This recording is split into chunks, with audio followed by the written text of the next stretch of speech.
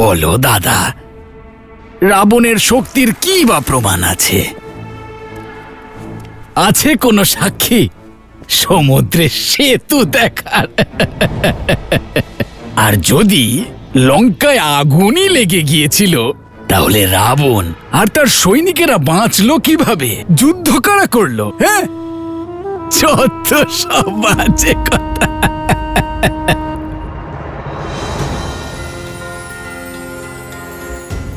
প্রভু শ্রীরামচন্দ্রের যশ খর্ব করার চেষ্টা করছো তুমি পাপী। তোমার মাথা তোমার ওই শরীরে থাকার যোগ্য নয়।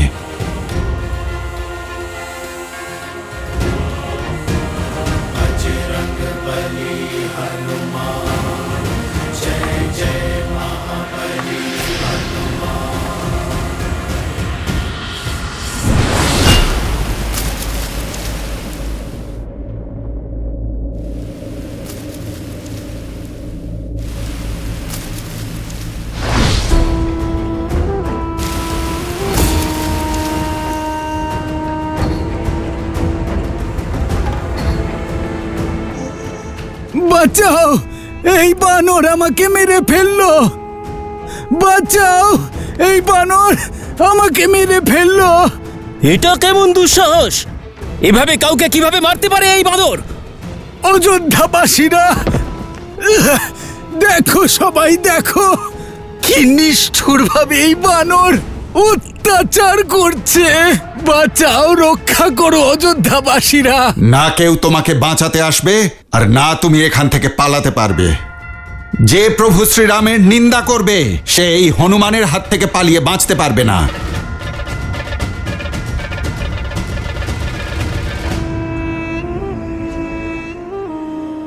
আমি কোথায় পালাচ্ছি রাম ভক্ত? আমি তো তোমাকে তাড়াচ্ছি, তোমার সঙ্গে খেলা খেলছি। তুমি আমাকে পরাজিত করতে পারবে না। তুমি যতবার আমার মুন্ড আমার ধর থেকে ছিন্ন করবে, ততবার সেখানে নতুন মুন্ডের জন্ম হবে।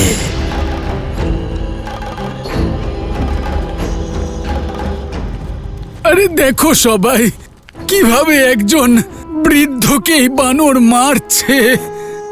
ক্ষমা করো বানর, ক্ষমা করো। দেখো, এই দুর্বল বৃদ্ধের উপর এই বানরের কোনো দয়া হচ্ছে না। ক্ষমা করো, আমাকে দয়া করো বানর। এ তো অন্যায়। শ্রীরামের ভক্ত আর মিত্র, তার মানে তো এই নয় যে অযোধ্যার জনতার উপর আঘাত করবে। নিয়ে চলো এই উদ্ধতকে মহারাজের কাছে, উনি এর বিচার করবেন।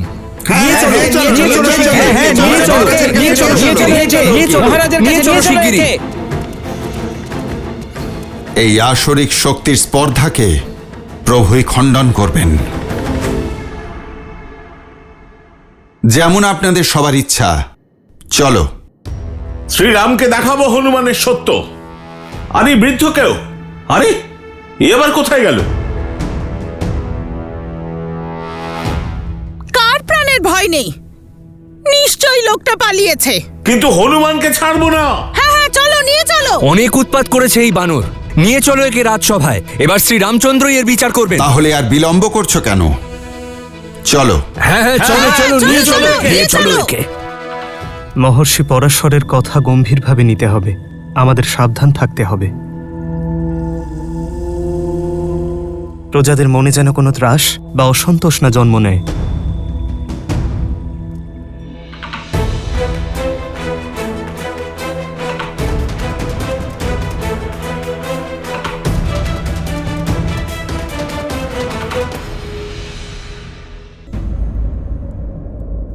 কি হয়েছে? হনুমানকে ওভাবে ধরে আনা হয়েছে কেন? প্রভু, এই বানর আমাদের সবাইকে ভীত করে রেখেছে। শুধু তাই নয়, এর অন্যান্য সাথীরা রাবণের সঙ্গে আপনার যুদ্ধের মিথ্যে কাহিনী শোনাচ্ছে। অসম্ভব। বানররা দাদার বিষয়ে এমন কিছুই অসত্য বলতে পারে না। ক্ষমা চাইছি রাজকুমার, কিন্তু বড় কুটিল এই বানর, আর দুষ্ট। আজ এই হনুমান ওই বৃদ্ধ ব্যক্তির প্রাণ নেবার চেষ্টা করেছে। বিচার করুন শ্রীরাম।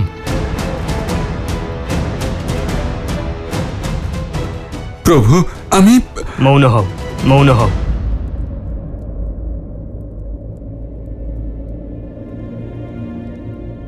রাম কখনো তার প্রজাদের নিরাশ করবে না, কিন্তু হনুমান আমার মিত্র বানররাজ সুগ্রীবের প্রজা। তার বিচার, তাকে শাস্তি দেবার অধিকার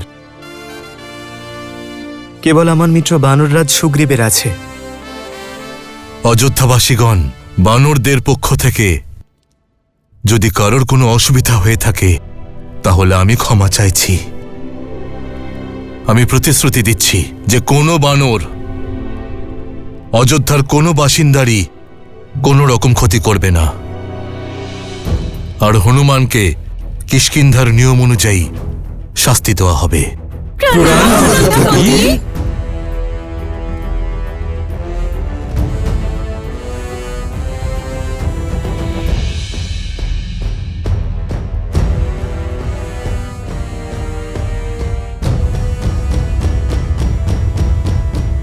হনুমান, কে ছিল সেই রাক্ষস? প্রভু, আপনি কি করে জানলেন? কারণ আমি জানি যে আমার হনুমান কখনো কোনো নির্দোষ নাগরিকের কোনো ক্ষতি করতে পারেই না। আমাকে পুরো কথাটা বলো হনুমান। প্রভু, আমি সংবাদ পেলাম যে নগরে কেউ আপনার নিন্দা করে বেড়াচ্ছে। তার একটি মাথা কাটলে আরেকটি উৎপন্ন হয়। আমার বিশ্বাস সে নিশ্চয়ই কোনো রাক্ষস। যে বিপদ আসতে চলেছে তার অস্ত্র তরবারি বা বল্লম নয়, অসত্য, লোকবাদ, মিথ্যে নিন্দা, এইসব হলো তার অস্ত্র। মহর্ষি পরাশর ঠিকই বলেছিলেন, এই আসুরিক মায়া অবশ্যই কোনো ঘোর সংকটের কারণ হবে।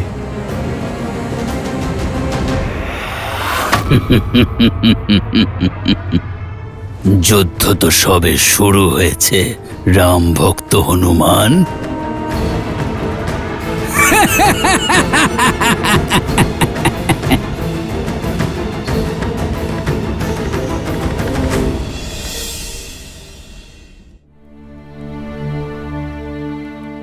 তার একটি মাথা কাটলে আরেকটি উৎপন্ন হয়। আমার বিশ্বাস সে নিশ্চয়ই কোনো রাক্ষস।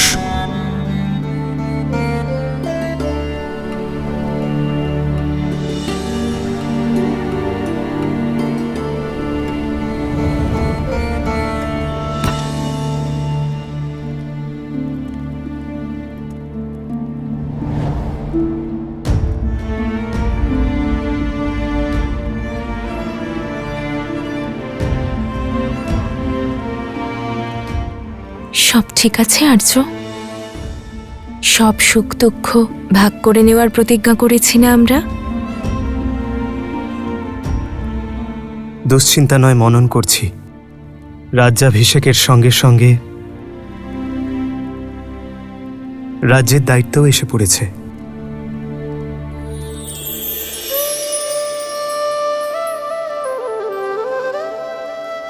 দায়িত্ব তো আপনি রাজা না হয়েও পালন করেছেন। সংসারের ভালোর জন্য যুদ্ধ করেছেন। রাবণরূপী সংকটকে আপনিই তো সমূলে বিনাশ করেছেন। আমার সেই শ্রীরাম অযোধ্যাকেও ভালো রাখবেন। তবে আর্য, ভোজন করলে কিন্তু চিন্তা করার শক্তি পাওয়া যায়।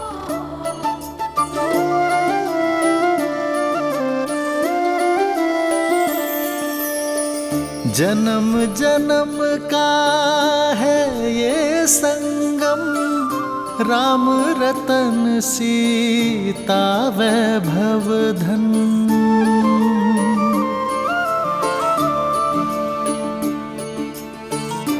প্রাসাদে এসে বোনের কথা ভুলে যাওনি তো? বোনের ভোজনের কথা মনে আছে? राम सिया राम सिया राम सिया राम, राम सिया राम सिया राम। সেই স্মৃতি তো আমি আগামী জন্মেও ভুলতে পারবো না আর্য। আমি তো আরও একবার প্রকৃতির কোলে বনের জীবন উপভোগ করতে চাই। এতে সমস্যা কোথায় সীতা?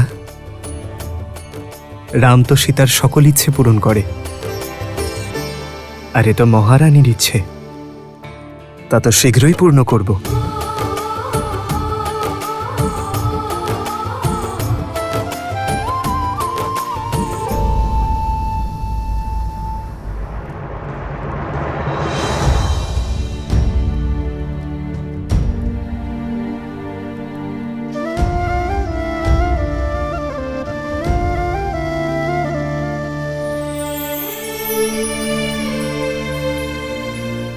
আর্য, সীতা, এই কেশর ভাত তো অত্যন্ত সুস্বাদু। তুমি রেঁধেছ? কিভাবে? চাল ভেজালাম, একটু কোমল হলো, তারপর দুধের মধ্যে অল্প আঁচে সিদ্ধ করলাম। একটু সিদ্ধ হওয়া মাত্রই তার মধ্যে গুড়, কেশর আর একটু সুগন্ধি দিলাম, আর তারপর তাতে বিশুদ্ধ ঘি মিশিয়ে আবার অল্প আঁচে। এই ধৈর্যই তো স্বাদের রহস্য সীতা। যদি তাড়াহুড়ো করতে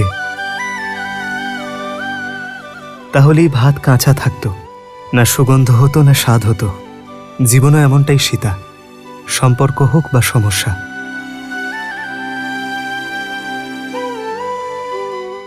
সময়ের আঁচের সঙ্গেই তা বোঝা যায়, আর তার সমাধানও হয়। আর যদি তাড়াহুড়ো করা হয় তাহলে সুখ শান্তি নয়, দুঃখ চিন্তা প্রাপ্তি হয়। স্পষ্ট করে বলুন আর্য।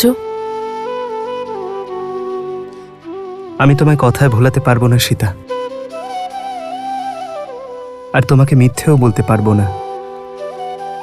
তাই আমায় একটু সময় দাও, কারণ সত্য প্রকাশ করার সময় এখনো আসেনি। সমস্যা জানার পূর্বে তা নিয়ে চর্চা করা উচিত নয়।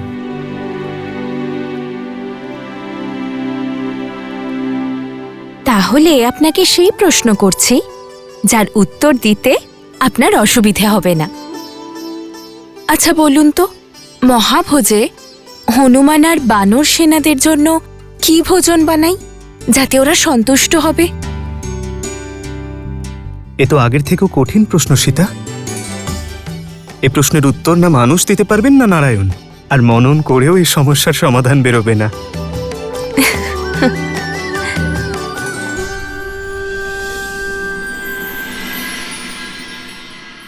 আমাদের প্রয়াস করতে হবে যেন ধনের অভাব না হয়। তাই দান নয়, জীবন নির্বাহের জন্য রোজগারের ব্যবস্থা করতে হবে। দান ব্যক্তিকে দুর্বল করে তোলে, কিন্তু কার্য ব্যক্তিকে সক্ষম করে তোলে। সরজুর উপর বাঁধের ব্যবস্থা করলে অযোধ্যাবাসীরা রোজগারের পথ পাবেন, আর আকালও ঘুঁচবে। প্রজা এবং রাজ্য দুই সুজলাম সুফলাম হবে। রক্ষা করুন প্রভু, আমাদের রক্ষা করুন, রক্ষা করুন প্রভু, আপনি আমাদের সহায়, রক্ষা করুন, রক্ষা করুন। এই কোলাহল কিসের? এ প্রজাদের কোলাহল মহারাজ। আমি এখনই সৈন্য পাঠিয়ে তাদের শান্ত করছি। রাজাকে শান্ত নয়, সন্তুষ্ট করতে হয় সুমন্ত্র। প্রজাদের সুখের কথা আমার কাছে না পৌঁছলেও তাদের অসন্তোষের কথা যেন পৌঁছয়। ওনাদের ভেতরে ডাকুন। রক্ষা করুন প্রভু, আমাদের রক্ষা করুন, রক্ষা করুন, আমাদের রক্ষা করুন, রক্ষা করুন, আমাদের রক্ষা করুন মহারাজ, আমাদের রক্ষা করুন মহারাজ। শান্ত হন, যা বলার নিঃসংকোচে বলুন, নির্ভীক হয়ে বলুন। আমাদের প্রাণ সংকটের মধ্যে, রক্ষা করুন মহারাজ, আমাদের রক্ষা করুন, আমাদের রক্ষা করুন মহারাজ। পশ্চিম দিক থেকে রাক্ষস আমাদের আক্রমণ করেছে, আর আমাদের অনেক স্বজনকে সে মেরে ফেলেছে। আমাদের ধন ধান্য সব কেড়ে নিয়েছে সে।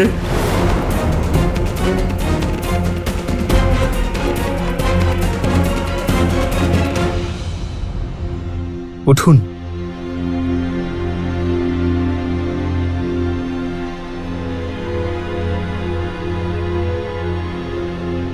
কে ওই রাক্ষস? তার নাম কি?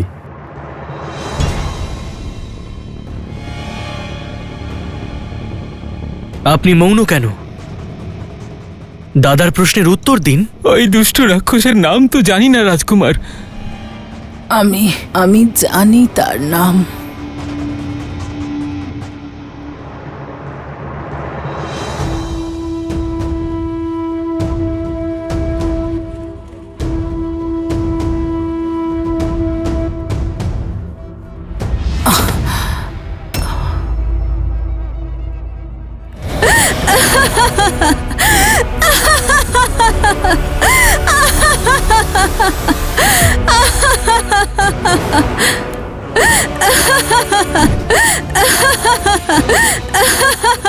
শূর্পণখা?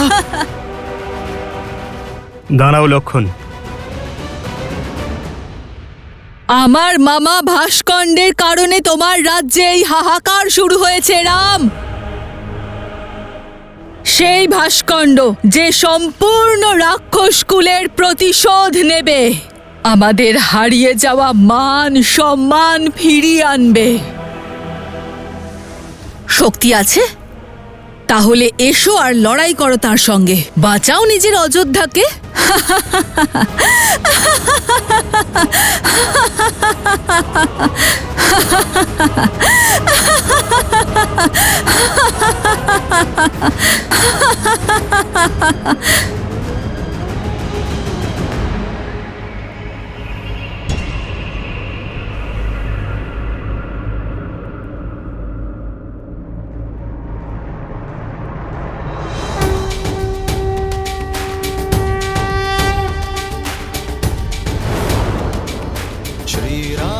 चंद्र कृपालु भजु मन हरण भव भय दारुणम।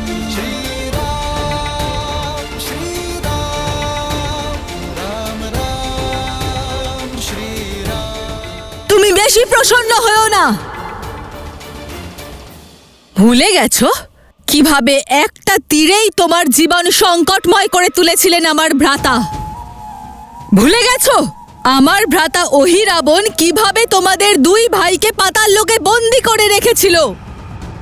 ভুলে তো তুমি গেছো শূর্পণখা।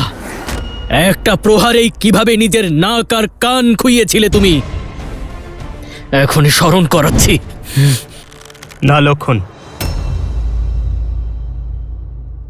অধর্ম যত শক্তি একত্রিত করুক, তা ধর্মের ভূমিতে পা রাখতে পারে না। এ শূর্পণখা নয়, তার মায়া। ওর লক্ষ্য ভয় ছড়িয়ে দেওয়া। শূর্পণখা বার্তা দিতে এসেছে, ওকে ওর কার্য করতে দাও, ধর্ম পালন করতে দাও। তোমার কাছে আর বেশি সময় নেই রাম। যা করার করে নাও।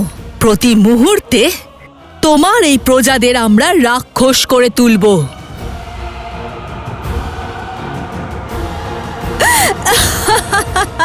তোমার কার্য সম্পন্ন হয়েছে, তোমার সংবাদ আমি পেয়েছি। এবার এই বৃদ্ধার দেহ ছেড়ে দাও। আর হ্যাঁ, রাম রাজ্যে না ভয়ের ছায়া থাকবে আর না অবগুণের মায়া। গিয়ে বলে দিও ভাস্কর্ণকে আমি স্বয়ং আমার সৈন্য নিয়ে যাব।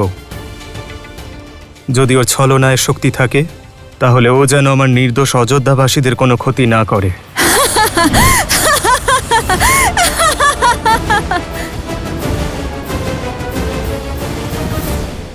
আপনি সঠিক সন্দেহই করেছিলেন শ্রীরাম। বাস্তবে ও কোনো আসুরিক শক্তি নয়। আপনার চিন্তার বিষয় সহস্রমুখ রাবণ ছিল। এ সেই আসরিক শক্তি যা বাইরে থেকে নয়, ভিতর থেকে আক্রমণ করে। আমাদের অযোধ্যাবাসীদের সহস্রমুখ রাবণের অস্ত্র থেকে বাঁচাতে হবে। সহস্র রাবণের বিবাহ হয়েছিল মহিরাবণের একমাত্র কন্যা ইন্দুমুখীর সাথে, যিনি পাতাল রাবণ নামেও পরিচিত।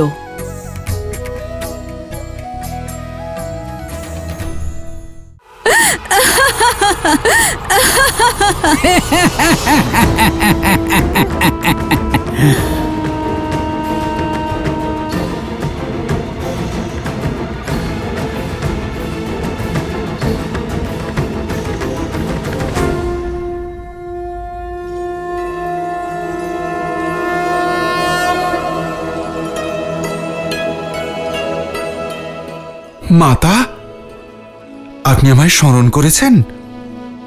আপনি ঠিক আছেন তো মাতা? কেউ আপনাকে বিরক্ত করার দুঃসাহস দেখায়নি তো?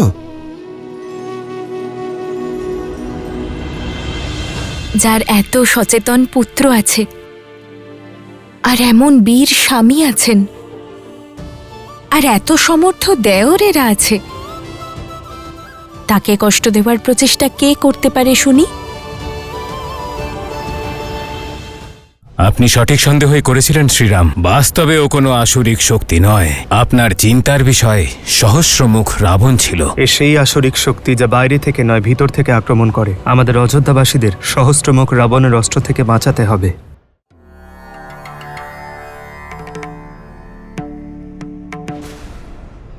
সহস্রমুখ,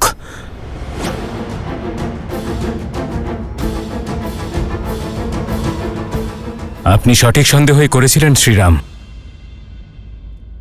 বাস্তবে ও কোনো আসুরিক শক্তি নয়, যা নিয়ে আমরা চিন্তিত ছিলাম। আপনার চিন্তার বিষয় সহস্রমুখ রাবণ ছিল।